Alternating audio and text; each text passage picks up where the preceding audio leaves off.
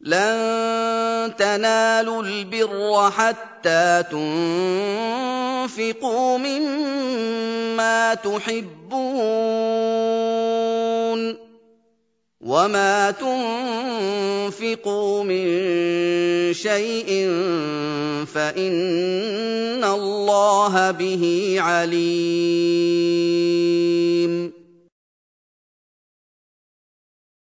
كُلُّ الطَّعَامِ كَانَ حِلًّا لِّبَنِي إِسْرَائِيلَ إِلَّا مَا حَرَّمَ إِسْرَائِيلُ عَلَىٰ نَفْسِهِ مِن قَبْلِ أَن تُنَزَّلَ التَّوْرَاةُ ۗ قُلْ فَأْتُوا بِالتَّوْرَاةِ فَاتْلُوهَا إِن كُنتُمْ صَادِقِينَ فَمَنِ افْتَرَىٰ عَلَى اللَّهِ الْكَذِبَ مِن بَعْدِ ذَٰلِكَ فَأُولَٰئِكَ هُمُ الظَّالِمُونَ. قُلْ صَدَقَ اللَّهُ ۗ فَاتَّبِعُوا مِلَّةَ إِبْرَاهِيمَ حَنِيفًا وَمَا كَانَ مِنَ الْمُشْرِكِينَ.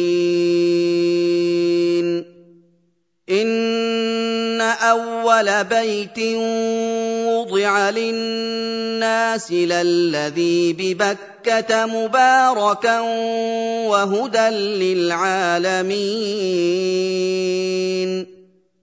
فِيهِ آيَاتٌ بَيِّنَاتٌ مَّقَامُ إِبْرَاهِيمَ وَمَن دَخَلَهُ كَانَ آمِنًا ۗ وَلِلَّهِ عَلَى النَّاسِ حِجُّ الْبَيْتِ مَنِ اسْتَطَاعَ إِلَيْهِ سَبِيلًا ۚ وَمَن كَفَرَ فَإِنَّ اللَّهَ غَنِيٌّ عَنِ الْعَالَمِينَ.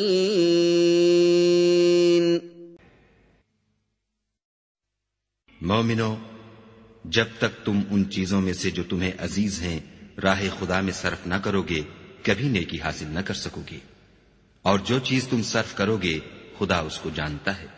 बनी इसराइल के लिए तौरात के नाजिल होने से पहले खाने की तमाम चीजें हलाल थीं, बजुज उनके जो याकूब ने खुद अपने ऊपर हराम कर ली थीं। कह दो कि अगर सच्चे हो तो तौरात लाओ और उसे पढ़ो, यानी दलील पेश करो। जो इसके बाद भी खुदा पर झूठे इफ्तरा करें तो ऐसे लोग ही बेइंसाफ हैं। कह दो कि खुदा ने सच फरमा दिया, बस दीन इब्राहिम की पैरवी करो, जो सबसे बेताल्लुक होकर एक खुदा के हो रहे थे और मुशरिकों से न थे।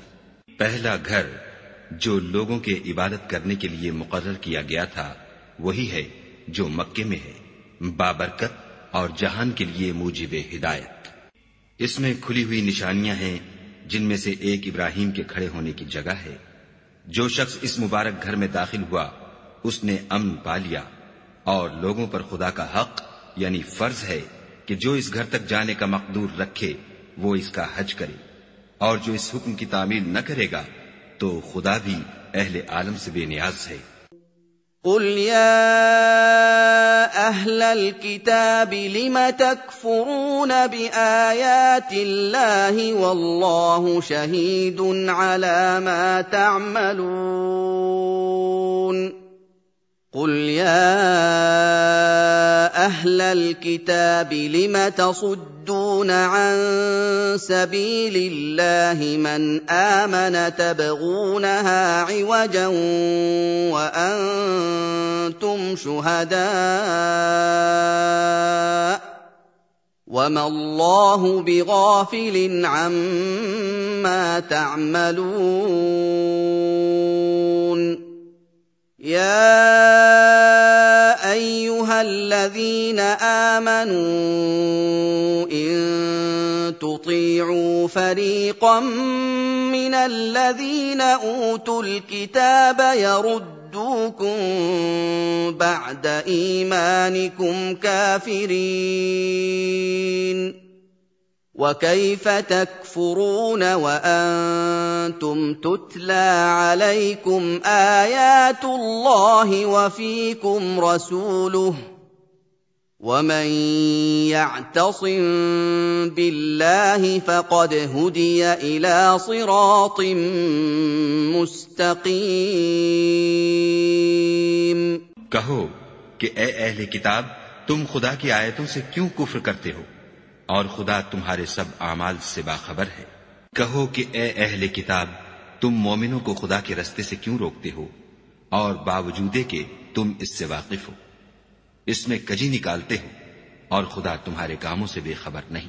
मोमिनो, अगर तुम अहले किताब के किसी फरीक का कहा मान लोगे तो वो तुम्हें ईमान लाने के बाद काफिर बना देंगे, और तुम क्यों कर कुफ्र करोगे जबकि तुमको खुदा की आयतें पढ़ पढ़ कर सुनाई जाती हैं और तुम में उसके पैगंबर मौजूद हैं, और जिसने खुदा की हिदायत की रस्सी को मजबूत पकड़ लिया वो सीधे रस्ते लग गया।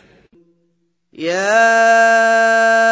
अय्युहल्लज़ीन आमनू इत्तक़ुल्लाह हक़्क़ तुक़ातिही वला तमूतुन्न इल्ला वअन्तुम मुस्लिमून वाअतसिमू बिहब्लिल्लाहि जमीअन वला तफर्रक़ू واذكروا نعمة الله عليكم إذ كنتم أعداء فألف بين قلوبكم فأصبحتم بنعمته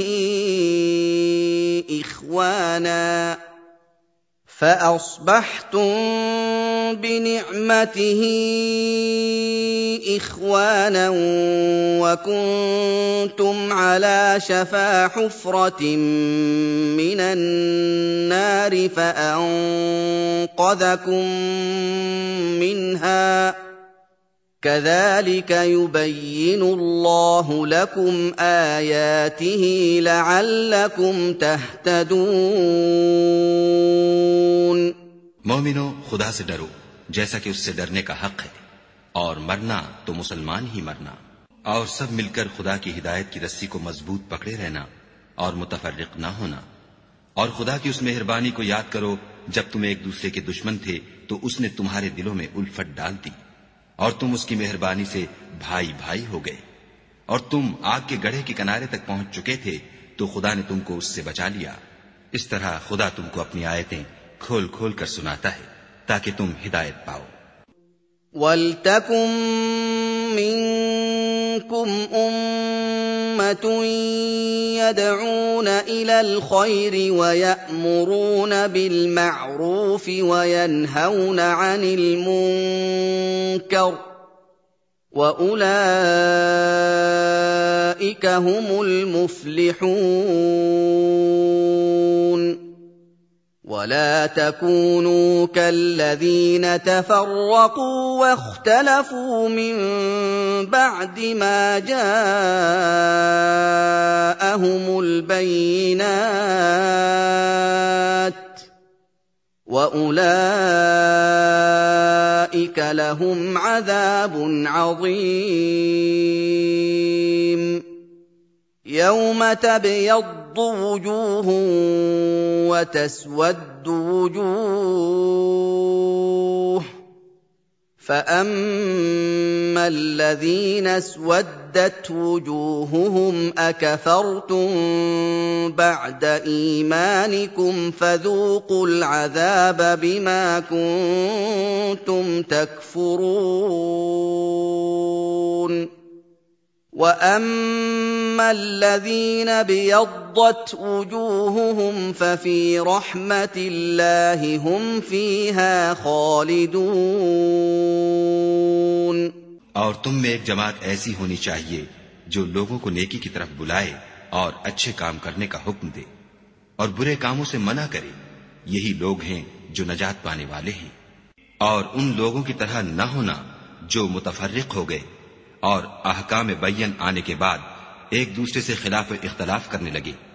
ये वो लोग हैं जिनको कयामत के दिन बड़ा अजाब होगा, जिस दिन बहुत से मुंह सफेद होंगे और बहुत से स्याह, तो जिन लोगों के मुंह स्याह होंगे उनसे खुदा फरमाएगा, क्या तुम ईमान लाकर काफिर हो गए थे?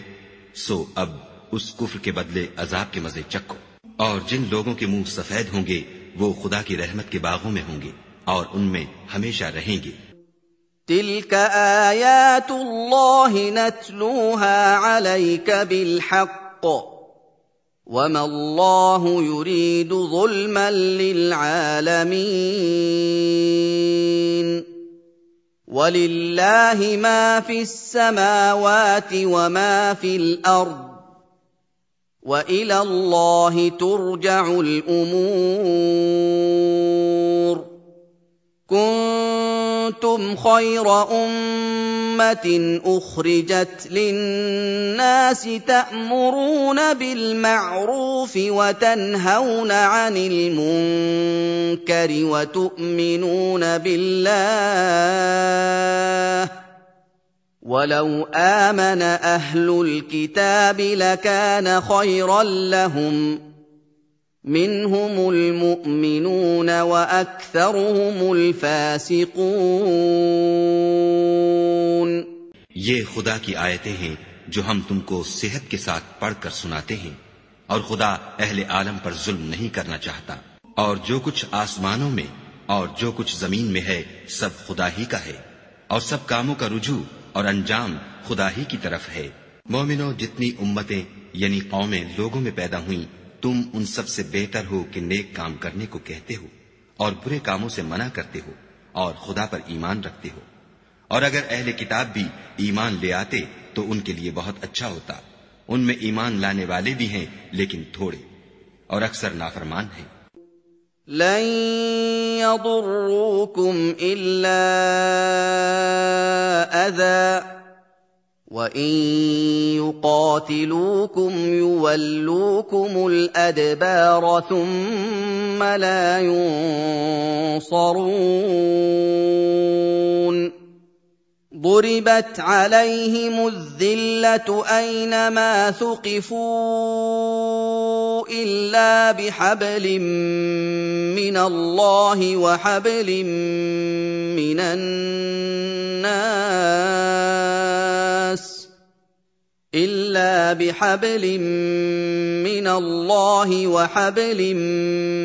الناس وباءوا بغضب من الله وضربت عليهم المسكنة ذلك بأنهم كانوا يكفرون بآيات الله ويقتلون الأنبياء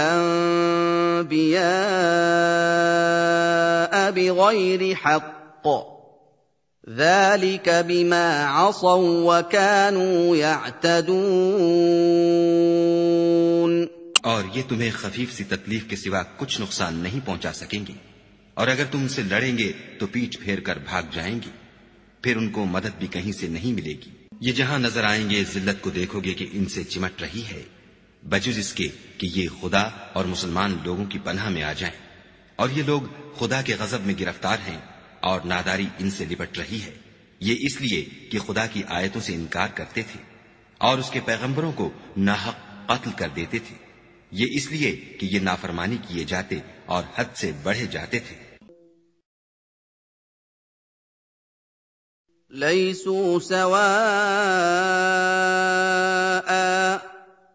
मिन अहलिल किताबि उम्मतुन क़ाइमतुन यत्लून आयातिल्लाहि आनाअल लैलि वहुम यस्जुदून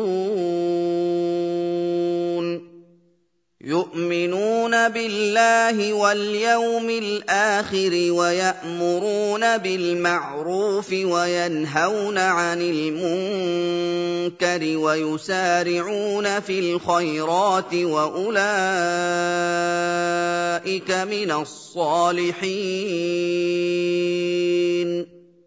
वमा यफ़अलू मिन खैरिन फलन युकफ़रूह वल्लाहु अलीमुन बिलमुत्तक़ीन। للمتقين إن الذين كفروا لن تغني عنهم أموالهم ولا أولادهم من الله شيئا وأولئك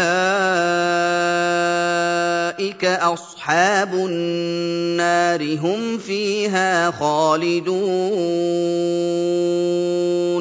ये भी सब एक जैसे नहीं हैं। इन अहले किताब में कुछ लोग हुक्म खुदा पर कायम भी हैं, जो रात के वक्त खुदा की आयतें पढ़ते और उसके आगे सजदे करते हैं और खुदा पर और रोजे आखिरत पर ईमान रखते और अच्छे काम करने को कहते और बुरी बातों से मना करते और नेकियों पर लपकते हैं, और यही लोग नेकुकार हैं। और ये जिस तरह की नेकी करेंगे इसकी नाकदरी नहीं की जाएगी, और खुदा परहेजगारों को खूब जानता है। जो लोग काफिर हैं उनके माल और औलाद खुदा के अजाब को हरगिज नहीं टाल सकेंगे, और ये लोग अहले दोज़ख हैं कि हमेशा उसी में रहेंगे। مثل ما ينفقون في هذه الحياة الدنيا كمثل ريح فيها صر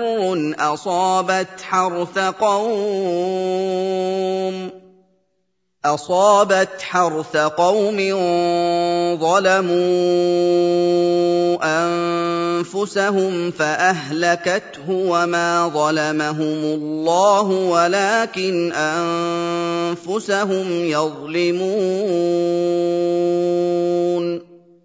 يا أيها الذين آمنوا لا تتخذوا بطانة من دونكم لا يألونكم خبالا ودوا ما عنتم قد بدت البغضاء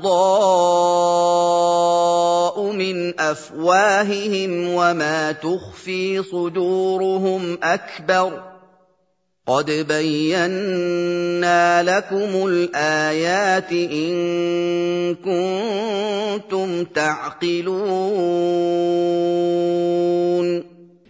ये जो माल दुनिया की जिंदगी में खर्च करते हैं उसकी मिसाल हवा किसी है जिसमें सख्त सर्दी हो और वो ऐसे लोगों की खेती पर चले जो अपने आप पर जुल्म करते थे और उसे तबाह कर दे, और खुदा ने उन पर कुछ जुल्म नहीं किया बल्कि ये खुद अपने ऊपर जुल्म कर रहे हैं। मोमिनो, किसी गैर मजहब के आदमी को अपना राजदार न बनाना। ये लोग तुम्हारी खराबी और फितना अंगेजी करने में किसी तरह की कोताही नहीं करते और चाहते हैं कि जिस तरह हो तुम्हें तकलीफ पहुंचे। उनकी जबानों से तो दुश्मनी जाहिर हो ही चुकी है, और जो कीने उनके सीनों में मख्फी हैं वो कहीं ज्यादा है। अगर तुम अक्ल रखते हो तो हमने तुमको अपनी आयतें खोल खोल कर सुना दी हैं। हा अंतुम उलाई तुहिब्बूनहुम वला युहिब्बूनकुम वतु'मिनून बिलकिताबि कुल्लिहि वइज़ा लक़ूकुम قالوا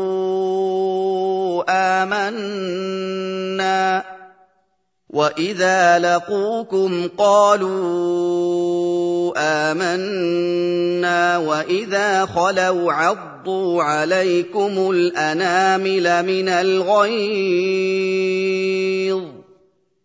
قل موتوا بغيظكم إن الله عليم بذات الصدور.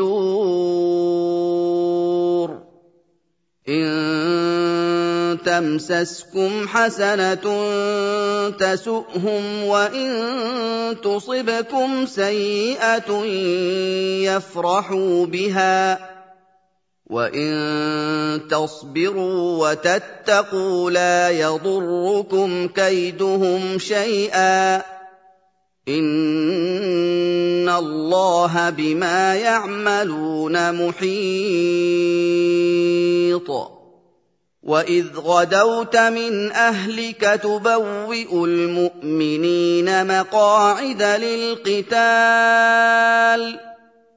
والله سميع عليم. देखो, तुम ऐसे साफ दिल लोग हो कि उन लोगों से दोस्ती रखते हो, हालांकि वो तुमसे दोस्ती नहीं रखते, और तुम सब किताबों पर ईमान रखते हो, और वो तुम्हारी किताब को नहीं मानते, और जब तुमसे मिलते हैं तो कहते हैं हम ईमान ले आए हैं, और जब अलग होते हैं तो तुम पर गुस्से के सबब उंगलियां काट काट खाते हैं। उनसे कह दो कि बदबख्तो, गुस्से में मर जाओ, खुदा तुम्हारे दिलों की बातों से खूब वाकिफ है। अगर तुम्हें आसूदगी हासिल हो तो उनको बुरी लगती है, और अगर रंज पहुंचे तो खुश होते हैं, और अगर तुम तकलीफों की बर्दाश्त और उनसे किनारा कशी करते रहोगे तो उनका फरेब तुम्हें कुछ भी नुकसान न पहुंचा सकेगा। ये जो कुछ करते हैं खुदा उस पर इहाता किए हुए है। और उस वक्त को याद करो जब तुम सुबह को अपने घर से रवाना होकर ईमान वालों को लड़ाई के लिए मोर्चों पर मौका ब मौका मुतय्यन करने लगे, और खुदा सब कुछ सुनता और जानता है। इज़ हम्म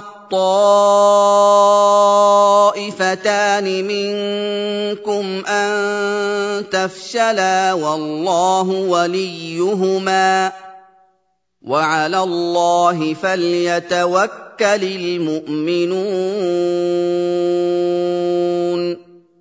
वलक़द नसरकुमुल्लाहु बिबदरिन वअन्तुम अज़िल्लतुन फत्तक़ुल्लाह लअल्लकुम तशकुरून। إذ تقول للمؤمنين ألن يكفيكم أن يمدكم ربكم ب3,000 من الملائكة منزلين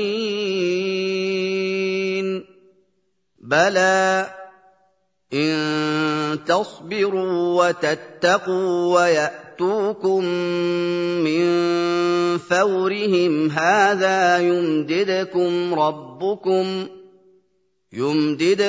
ربكم ب5,000 من الملائكة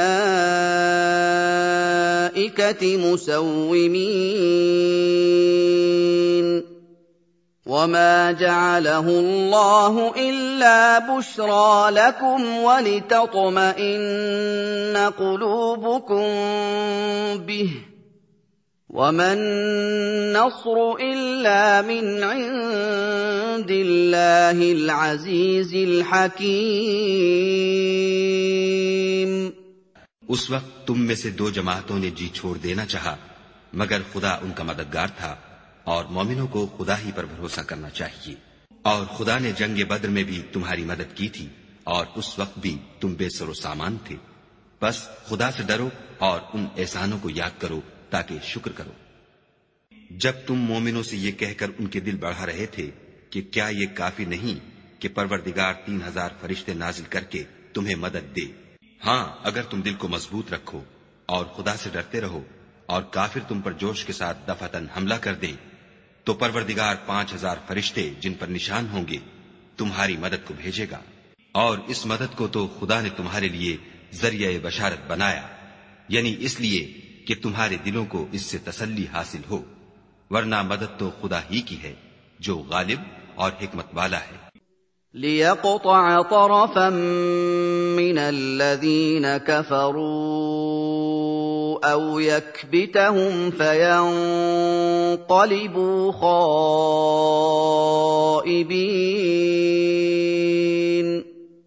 लैस लक मिनल अम्रि शैउन औ यतूब अलैहिम औ युअज़्ज़िबहुम फ़इन्नहुम ज़ालिमून। वलिल्लाहि मा फ़िस्समावाति वमा फ़िल अर्ज़ यग़फ़िरु लिमन यशाअ वयुअज़्ज़िबु मन यशाअ वल्लाहु गफ़ूरुर रहीम। ये खुदा ने इसलिए किया कि काफिरों की एक जमात को हलाक या उन्हें जलील मग़लूब कर दे कि जैसे आए थे वैसे ही नाकाम वापस जाएं। ऐ पैगंबर, इस काम में तुम्हारा कुछ इख्तियार नहीं। अब 2 सूरतें हैं, या खुदा उनके हाल पर मेहरबानी करे या उन्हें अजाब दे कि ये जालिम लोग हैं। और जो कुछ आसमानों में है और जो कुछ जमीन में है सब खुदा ही का है। वो जिसे चाहे बख्श दे और जिसे चाहे अजाब करे, और खुदा बख्शने वाला मेहरबान है। يا أيها الذين آمنوا لا تأكلوا الربا أضعافا مضاعفة واتقوا الله لعلكم تفلحون واتقوا النار التي أعدت للكافرين وأطيعوا الله والرسول لعلكم ترحمون ऐ ईमान वालो, दुगना चौगना सूद न खाओ और खुदा से डरो ताकि नजात हासिल करो, और दोज़ख की आग से बचो जो काफिरों के लिए तैयार की गई है, और खुदा और उसके रसूल की इताअत करो ताकि तुम पर रहमत की जाए। وسارعوا إلى مغفرة من ربكم وجنة عرضها السماوات والأرض أعدت للمتقين الذين ينفقون في السراء والضراء والكاظمين الغيظ والعافين عن الناس والله يحب المحسنين والذين إذا فعلوا فاحشة أو ظلموا أنفسهم ذكروا الله فاستغفروا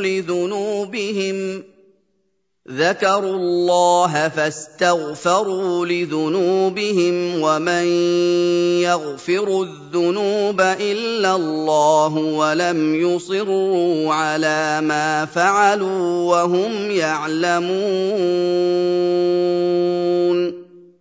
أولئك جزاؤهم مغفرة من ربهم وجنات تجري من تحتها الأنهار خالدين فيها ونعم أجر العاملين। और अपने परवरदिगार की बख्शिश और बहिश्त की तरफ लपको जिसका अरज आसमान और जमीन के बराबर है, और जो खुदा से डरने वालों के लिए तैयार की गई है, जो आसूदगी और तंगी में अपना माल खुदा की राह में खर्च करते हैं और गुस्से को रोकते और लोगों के कसूर माफ करते हैं, और खुदा नेकुकारों को दोस्त रखता है। और वो कि जब कोई खुला गुनाह या अपने हक में कोई और बुराई कर बैठते हैं तो खुदा को याद करते और अपने गुनाहों की बख्शिश मांगते हैं, और खुदा के सिवा गुनाह बख्श भी कौन सकता है, और जानबूझकर अपने अफाल पर अड़े नहीं रहते। ऐसे ही लोगों का सिला परवरदिगार की तरफ से बख्शिश और बाग हैं जिनके नीचे नहरें बह रही हैं, और वो उनमें हमेशा बसते रहेंगे, और अच्छे काम करने वालों का बदला बहुत अच्छा है।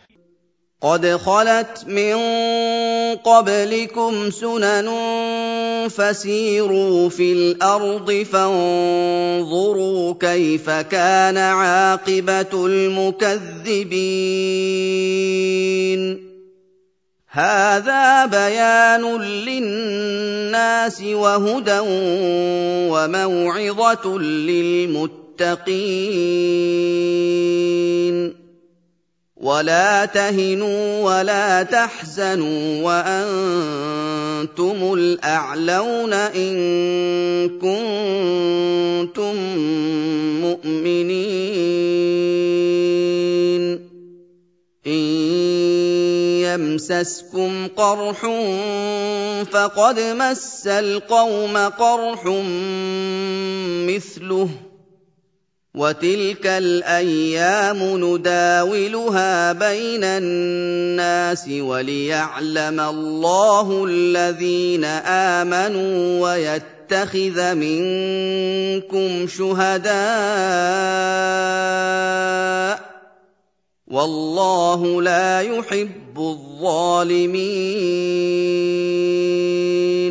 तुम लोगों से पहले भी बहुत से वाकयात गुजर चुके हैं, तो तुम जमीन में सैर करके देख लो कि झुटलाने वालों का कैसा अंजाम हुआ। ये कुरान लोगों के लिए बयान सरीह और अहले तक़वा के लिए हिदायत और नसीहत है। और देखो, बेदिल न होना और न किसी तरह का गम करना, अगर तुम मोमिन सादिक हो तो तुम ही गालिब रहोगे। अगर तुम्हें जख्म शिकस्त लगा है तो उन लोगों को भी ऐसा जख्म लग चुका है, और ये दिन है कि हम इनको लोगों में बदलते रहते हैं। और इससे ये भी मकसूद था कि खुदा ईमान वालों को मुतमय्यज कर दे और तुम में से गवाह बनाए, और खुदा बेइंसाफों को पसंद नहीं करता।